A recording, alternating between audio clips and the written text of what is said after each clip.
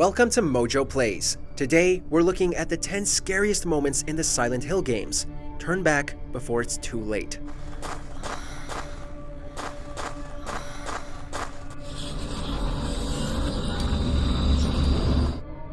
I'm the same as them. I just hadn't noticed it before. Lisa. Be warned, this video contains spoilers for some major plot points. Before we begin, we publish new content all week long, so be sure to subscribe and ring the bell to get notified about our latest videos. Apartment hauntings, Silent Hill 4, The Room.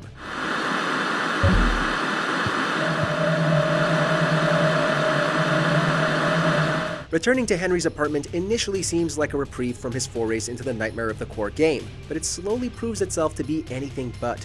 Strange, supernatural happenings begin in Room 302, which is a major obsession of the game's serial killer antagonist, Walter Sullivan.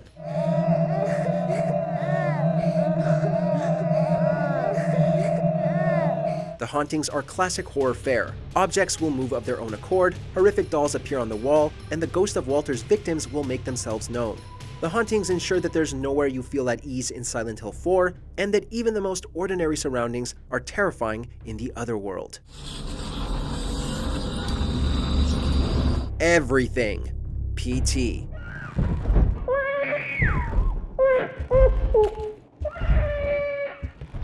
One of the scariest, if not the scariest video games of all time was indecipherable as being a new Silent Hill until the very end. But its undeniably terrifying gameplay kept players going even before it had a famous IP attached to it.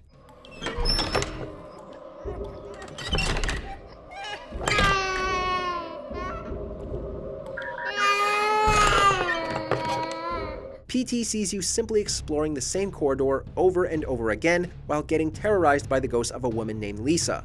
Lisa is angry and she wants you to know it, and no matter how many times she catches you, you're still going to be scared out of your skin. The sound effects and the jittery animations she always does all combine to make PT a horror experience like no other.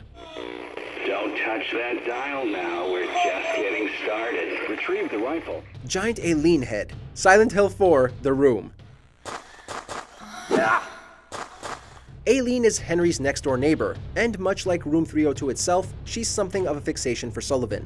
You'll find an incredibly disturbing manifestation of this in Silent Hill 4's hospital world, where upon entering a certain room, you'll be greeted by the sound of heavy, labored breathing. Then you'll be face to face with Aileen's enormous, twitching head. Henry can go up to the head, though why would he want to? And her eyes will follow him no matter where he turns. The head isn't hostile or dangerous, but its mere existence will make your skin crawl. You are the monster. Silent Hill 2. I don't know why, but I just love it here. It's so peaceful. You spend the entirety of Silent Hill 2 guiding James Sunderland through the titular town, killing monsters and trying desperately to escape Pyramid Head, himself one of the most iconic villains of all time. But the true antagonist in Silent Hill 2 isn't Pyramid Head at all, but James himself. And Pyramid Head actually represents James's guilt about the death of his wife Mary, because he's the one who killed her.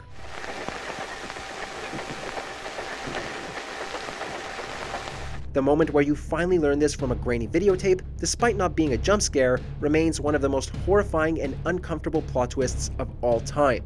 And then you have to keep playing the game afterward. Mary's gone. She's dead. Lisa's death, Silent Hill. Lisa, what's the matter with you? I get it now. Why I'm still alive even though everyone else is dead. Plenty of characters you meet in Silent Hill are up to no good, but that's not the case for Lisa.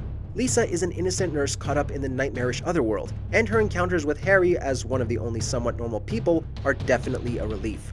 Up until the very end, that is, where Lisa finally discovers that she's not a person stuck in the other world at all. She's a ghost. I'm the same as them. I just hadn't noticed it before. Lisa.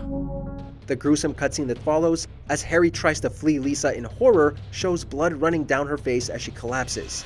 It's the fact that she didn't deserve this fate, as well as Harry locking her in, that makes this moment so chilling.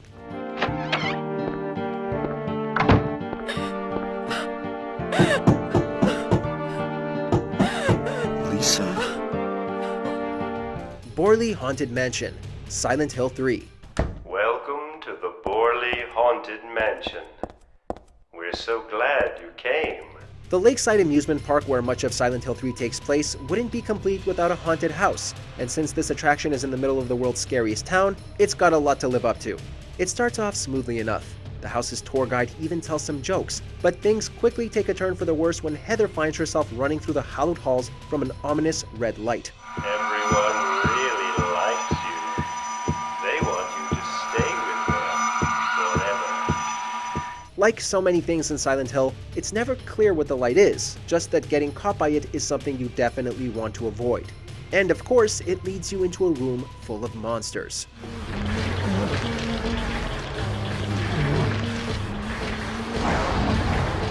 Walk to Silent Hill, Silent Hill 2.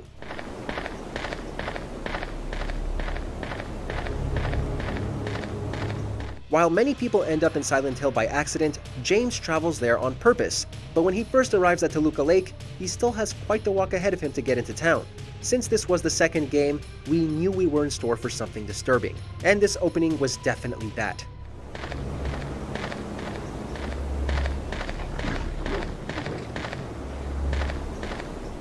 Though it takes a long time for James to run into anything that actually threatens him, the oppressive fog is ever present from the beginning, directly obscuring the path ahead. Combine that with the endless descent through the woods and the unnatural sound effects, and you'll want to quit the game long before you reach Silent Hill itself.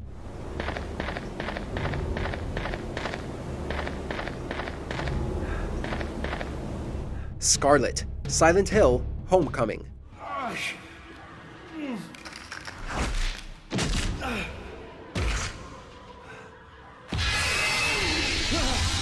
This early game boss represents the deceased daughter of Dr. Fitch, Scarlet. It rises up from a pool of Fitch's blood as he bleeds to death, made from both the blood and a possessed doll that once belonged to the girl. Scarlet is truly terrifying for anybody with a fear of haunted porcelain dolls, which is probably most people out there.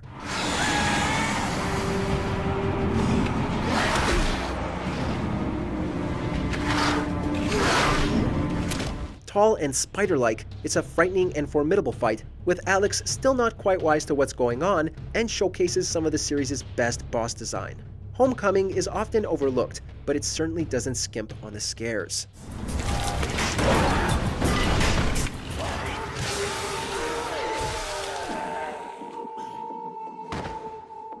The Mirror Room, Silent Hill 3.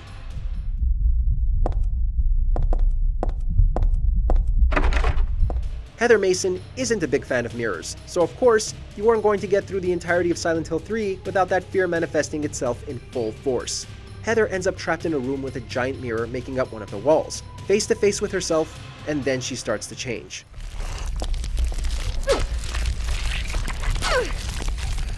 The mirror Heather and the room around her begin to leak blood. It oozes from every surface and eventually starts to seep through the mirror itself. If you spend too much time watching the reflection, you may not have enough left to find the escape route, leaving you doomed to drown in there.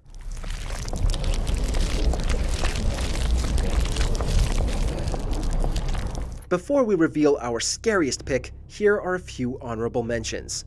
Mannequin Storeroom, Silent Hill 3. This scare will give you flashbacks to the previous game's iconic enemies.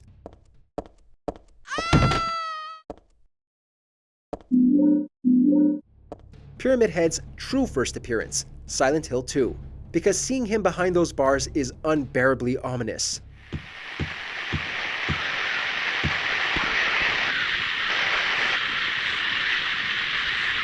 The Boogeyman, Silent Hill Downpour.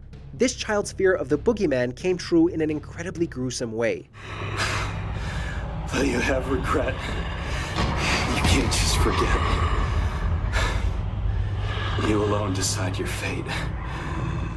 The Otherworldly Alley, Silent Hill.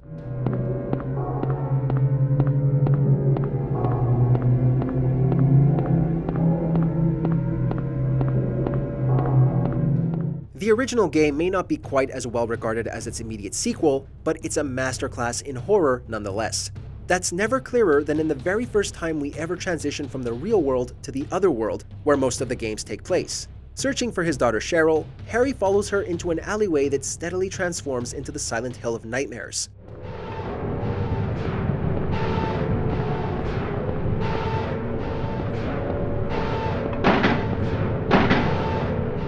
The camera angles will start to change to be more bizarre and unsettling, blood and viscera are splashed across the walls, and that notorious air raid siren begins to sound. The fact that you had absolutely no idea what to expect was what made this so spine-chilling, and it still holds up decades later.